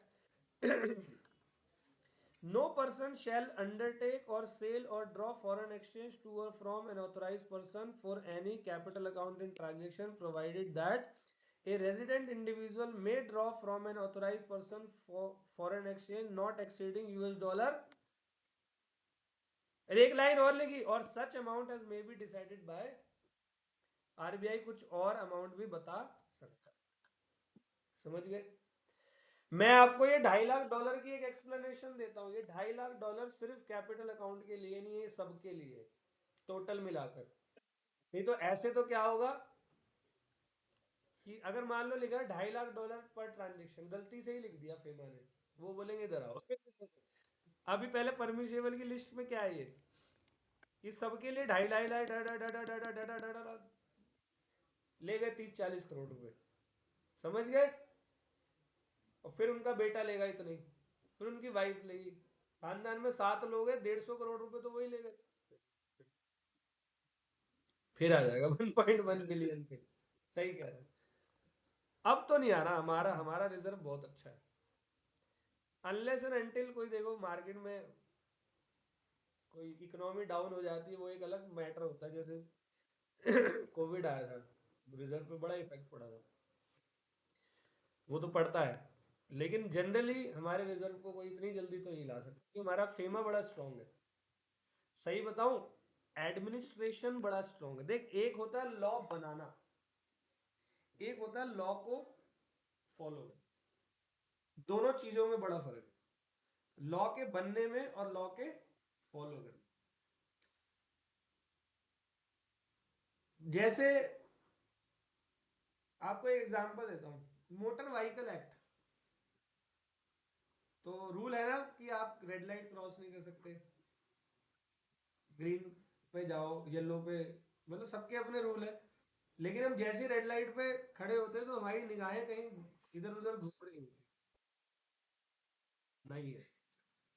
चलो टेढ़ा मेढ़ा करके हम पहुंच ही जाते, पहुंच जाते नहीं पहुंचते। नहीं, जनरली अब छोटी मोटी रेड लाइट को तो हम इज्जत ही नहीं देते। जैसे वो देवली रोड वाली है, खानपुर तिगड़ी वाली जो रेड लाइट है, मतलब भैंस की आंख, होगा भी तब भी देख लेंगे। ठीक है, हमारे यहाँ गोविंदपुरी में है, इनको इज्जत नहीं है।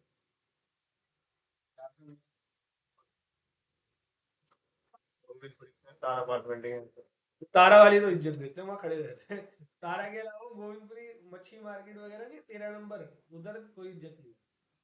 ठीक है, तो ये जो रेड लाइट्स हैं वो इज्जत नहीं दे सकते। तुम्हें क्या लगता है ये कानून नहीं है उनका? पूरा कानून है, ऐसी की तैसी करना चाहे तो कर सकते हैं। कानून बनाना 5% है, 95% है उसका एडमिनिस्ट्रेशन। जैसे केजरीवाल RTI लेकर आया था, राइट टू इंफॉर्मेशन एक्ट लाया था केजरीवाल। कितने लोग यूज करते हैं? किया है कभी RTI का use? Institute of chartered accountant of India इतना गंदा रिजल्ट क्यों देता है? देखा है कभी? फेमा, इसका एडमिनिस्ट्रेशन इतना तगड़ा है ना, मैं आपको क्या ही बताऊं। ऐसे 600 बिलियन पे नहीं आ गए हैं। बिलियन, बिलियन ही तो बोला है मैंने, मेरे बिलियन बोला ना, बिलियन था, निकल गया वो। ठीक है, 600 बिलियंस पे ऐसे ही नहीं आ गए हम लोग। हमारा ये फेमा का लॉ है बड़ा स्ट्रॉन्ग। जैसे कंपनी लॉ है, कंपनी लॉ कितना डेंजर है। अभी का जो नया आया है, कंपनी की हालत खराब कर रखी है। ये NCLT वगैरह, ये जो है ये छोड़ नहीं रहे MC। इतनी शेल कंपनी, अभी भी बहुत शेल कंपनी है, उनके सीए तेज है थोड़े।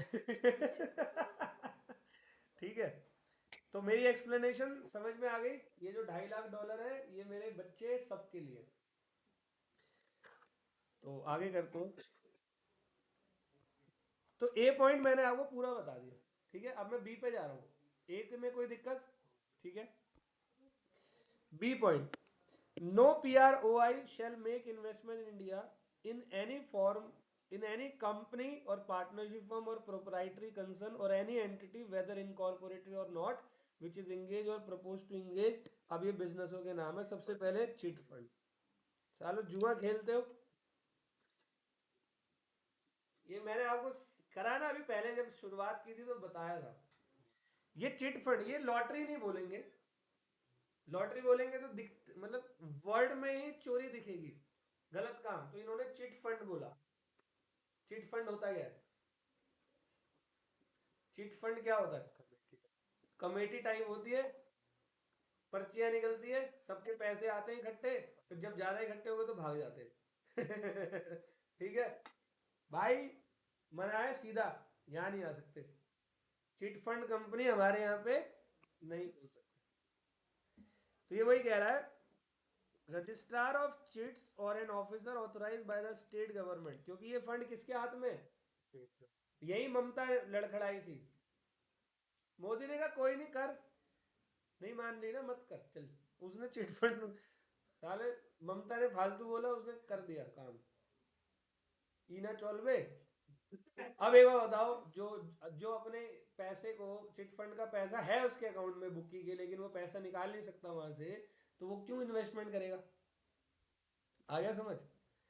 तो हमारे पास सारे जुगाड़ है, सब रिसोर्सेज का। फेमा वाला नया वाला बहुत तेज है। तो registrar of chits or an officer authorise by the state government in this behalf may in consultation with the state government concerned permit any chit fund to accept subscription from NRI. NRI shall be eligible to subscribe through banking channel and on non repartitioning basis to such chit fund without limit subject to condition stipulated by RBI from। तो क्योंकि chit fund SG के हाथ में है, तो पहले SG मनाती है किसको? सेंट्रल को। तो आरबीआई कहीं ना कहीं जो है वो आपको परमिशन दे देगा, बट जनरली इन्वेस्टमेंट अलाउड नहीं। All well. दूसरा है निधि कंपनी। ये निधि कंपनी भी तो क्या है? चिट फंड ही है। तीसरा सर, एग्रीकल्चर और प्लांटेशन एक्टिविटी। अगर अंग्रेज यहां घुस गए ना तो हो गया हमारा बंटा धार। जो आलू खरीद रहे हो ना 20 रुपए किलो, वो आएगा 300 रुपीज केजी। किलो में बात मत बोलियो, वो भी पैकेट में, समझ गए? एक दोस्त ने कनाडा में फोटो भेजी थी 6 केले की, पैकेट में था वो केला। वो कनेडियन डॉलर में था, $50 का था, 2500 रुपए का। मैंने कहा गोदाम खरीदूंगा, ठीक है। तब इंडिया 50 रुपए दर्जन केला हुआ करता था, अभी तो शायद 60-70 है। प्रोडक्शन ज्यादा हो गया तो 50 भी हो जाए, कोई बड़ी बात नहीं है। पहला ओके। और एग्रीकल्चर और प्लांटेशन एक्टिविटी प्रोहिबिटेड है, और रियल स्टेट बिजनेस और कंस्ट्रक्शन ऑफ फार्म हाउसेस नहीं कर सकते। समझ में आई बात? इसकी एक्सप्लेनेशन इन्होंने दी है, ये बड़ी अच्छी एक्सप्लेनेशन है, थोड़ा ये समझना। ये कंसेप्ट है, आपको बड़ा मजा आएगा सुनने में मुझसे। मैं छोड़ने वाला था लेकिन कंसेप्ट अच्छा है तो पहले पढ़ा के ही छोड़ेंगे, ठीक है। ये कह रहा है कि आप रियल एस्टेट बिजनेस और कंस्ट्रक्शन ऑफ फार्म हाउसेस नहीं कर सकते इंडिया में। तो चला पूरा रियल एस्टेट तुम ही खा गए, फिर तुम हमें बेच रहे हो। जैसे वो हमें ब्रिटिशर्स नहीं है, हमारे सारा प्रोडक्शन ले गए यहाँ से, रॉ मटेरियल हमसे लेते थे और हम ही बेचते थे। 47 में, ये तुमने इकोनॉमिक डेवलपमेंट में पढ़ा होगा। तो real state business construction of farm houses मना है। Explanation, in real state business the term shall not include development of township, construction of residential और commercial premises, roads, bridges and real estate investment trust. मतलब ये सारे काम कर सकते हैं वो लोग। वो टाउनशिप को डेवलप कर सकते हैं, वो कंस्ट्रक्शन ऑफ रेजिडेंशियल और कमर्शियल प्रोमाइसेस कर सकते हैं, वो रोड्स और ब्रिजेस कर सकते हैं। और REIT, इसके बारे में भी बता रहा हूं 2 मिनट बाद, पहले इससे पहले के वर्ड सुनो। मतलब कि भारत की सरकार फेमा एक्ट के माध्यम से फॉरेनर्स PROI को मना कर रही है आप रियल एस्टेट में मत आना। पहली बात ये ओके। फिर कह रही है आ सकते हो। तो कब आ सकते हो? तुम टाउनशिप डेवलप करने आ जाओ, हम मना नहीं कर रहे। तुम कंस्ट्रक्शन ऑफ रेजिडेंशियल और कमर्शियल प्रमाइसिस के लिए आ जाओ, हम मना नहीं कर रहे। तुम रोड्स और ब्रिजेस के लिए आ जाओ, हम मना नहीं कर रहे। अगला वाला भी बताऊंगा। बताओ इसका मतलब क्या है? कहीं छुप रहा है कुछ? इन्होंने मना किया है जितने पब्लिक सेक्टर अंडरटेकिंग्स है वहां मना किया। नहीं समझे? इन्होंने ये रियल स्टेट में मना क्या किया? विदेशियों को मना कहाँ किया? रियल स्टेट में। जितने पब्लिक सेक्टर अंडरटेकिंग है उनको मना किया कि आप वहां नहीं जा सकते। इंफ्रास्ट्रक्चर वगैरह, ब्रिजेस वगैरह, ये सारी चीजें जो है वो नहीं कर सकते। ठीक है, समझ गए? अरे चल जा भाई। तो इन्होंने यहाँ पर रियल स्टेट के अंदर क्या करा है? इन्होंने बोला पब्लिक सेक्टर यूनिट्स के अंदर आप घुस नहीं सकते। ठीक है? अब ये रियल स्टेट इन्वेस्टमेंट ट्रस्ट क्या है ये बता दो। म्यूचुअल फंड का नाम सुना है? एक तरीके का म्यूचुअल फंड ही है। म्यूचुअल फंड में क्या होता है? आपसे पैसे लेते हैं, कहाँ लगाते हैं? शेयर्स में लगाते हैं। रियल एस्टेट इन्वेस्टमेंट ट्रस्ट है, ऑथोराइज्ड है। ये आपसे पैसे लेंगे, रियल एस्टेट में लगाएंगे। अब आप बोलोगे हम खुद ही खरीद लेंगे रियल एस्टेट, तो 500 रुपए का, 1000 रुपए का रियल एस्टेट मिलता है, यहाँ मिल जाएगा। समझ गए? मतलब 1000 रुपए आप रियल एस्टेट इन्वेस्टमेंट ट्रस्ट में डाल सकते हो। समझ गया? तो ये अलाउड है, यहाँ कोई दिक्कत नहीं है। ये तो बिजनेस है, चलाओ, कोई दिक्कत नहीं है। Real estate investment trust all well. और हालांकि ये अभी बहुत ज़्यादा ग्रो नहीं किया। ठीक है, ये ग्रोथ नहीं हुई इसकी अभी, क्योंकि नया आया, धीरे धीरे बढ़ेगा ये। अगले आने वाले साल में 20-25 साल के अंदर इसका बोलबाला होगा।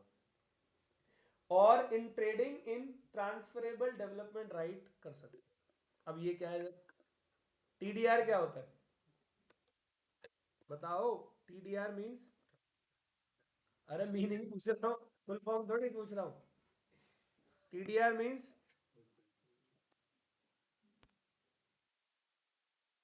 सुनना ध्यान से। भारत के अंदर रूल है, जैसे कि मान लो आपके पास 10,000 स्क्वायर फीट की जगह है। कितने की? तो रूल है रियल स्टेट में, आप इसके ऊपर जो माले बना सकते हो ना, यानी कि फ्लोर्स, इन्हीं का कुछ एरिया इन्होंने दिया हुआ। मतलब 10,000 स्क्वायर फीट है, तो इसके ऊपर शायद पर 10,000 में एक वो बना सकते हो। कुल मिला के यहाँ पर 10 फ्लोर बना सकते हो। ऐसा कुछ रूल है। लेकिन कंपनी सोच रही है इसकी ऐसी की तैसी, 10,000 स्क्वायर फीट में 10 फ्लोर बनाऊंगा तो कमाऊंगा क्या? गलत तो नहीं कह रहा? तो 11वां बनाएंगे तो म्यूनिसिपैलिटी वाले आके तोड़ देंगे, तो पूरी बिल्डिंग ही बैन कर देंगे। ये भी नहीं कर सकते। तो ये TDR है। TDR क्या होता है? अगर किसी ने रियल स्टेट इन्वेस्टमेंट ट्रस्ट में पैसे डाले हुए हैं तो रियल स्टेट वाले आपसे वो खरीद लेते हैं, मुंह मांगे दाम पे खरीदते हैं। और जब आपको खरीदे तो उसको बोलते हैं TDR। वो उसको क्या करते रहते हैं? इकट्ठा करते रहते हैं। और जितना TDR उस कंपनी के पास होता है उतनी परमिशन है बिल्डिंग के फ्लोर को बढ़ाने की। ये जो बिल्डिंगें बन रही है ना ऊपर ऊपर, ये सब ट्रांसफरेबल डेवलपमेंट राइट्स के। आया कुछ समझ? दोबारा से बोल रहा हूँ, दोबारा सुनो। रियल स्टेट वाले पे 10,000 स्क्वायर फीट अगर जगह है तो लिमिटेड वो फ्लोर्स उस पर बना सकते हैं, उससे ज़्यादा नहीं। लेकिन लिमिटेड फ्लोर बनाएंगे तो कंपनी कैसे चलेगी? तो उन्होंने फ्लोर ज़्यादा करने के लिए उनको एक ऑप्शन मिला है कि वो रियल स्टेट वाले, रियल स्टेट इन्वेस्टमेंट ट्रस्ट जिनके पास है उनसे खरीदो और इकट्ठे करो, तो आप उतना डेवलपमेंट कर सकते हो जितने के आपके पास क्या है? TDR है। अच्छा क्यों किया ये? रियल स्टेट इन्वेस्टमेंट ट्रस्ट को आगे बढ़ाना है गवर्नमेंट को। यार ऐसे बढ़ेगा आगे। अरे समझ में? तो फिर लोगों की बिल्डिंग है जो रियल स्टेट वाले, उनकी बिल्डिंगें बढ़ रही है, ये अलाउड है। इतना समझ लो, PROI अलाउड नहीं है पब्लिक वर्क डिपार्टमेंट के किसी भी काम में, पब्लिक सेक्टर यूनिट में, समझ गए? इसके अलावा सब जगह पे अलाउड। तो प्रोहिबिशन कहाँ है? पब्लिक सेक्टर में। All well. तो एक सी पॉइंट है, सी पॉइंट देख लो, ये आपको पता है किम जोंग यूंग ये सी पॉइंट उसके लिए है। सी और डी आप लोगों का होमवर्क है, मतलब वो कोरिया से एसेट्स वैसेट्स आप लोग, कोरिया वाला नहीं आ सकता, नॉर्थ कोरिया वाला। देखो, democratic people Republic of Korea, ठीक है, उसको मना गया भाई, क्या तेरा कोई भरोसा है? अरे कल को तू यही परमाणु छोड़ेगा, ठीक है। तो हमारा कैपिटल अकाउंट ट्रांजेक्शन खत्म हुआ। कैसा लगा फॉरेन एक्सचेंज? अब एक और हमारी क्लास इस पे रहती है, करंट अकाउंट ट्रांजेक्शन, और एक दो चीजें और है, वो उम्मीद है कल ही कर लेते हैं, इसको फिनिश करते हैं, ठीक है। कहीं जाना तो नहीं? कल कौन सा दिन है? थर्सडे। तो कल कर लेते हैं अगर समय हुआ तो, नहीं तो परसों पक्का, कल परसों में एक दिन कर लेंगे। All well.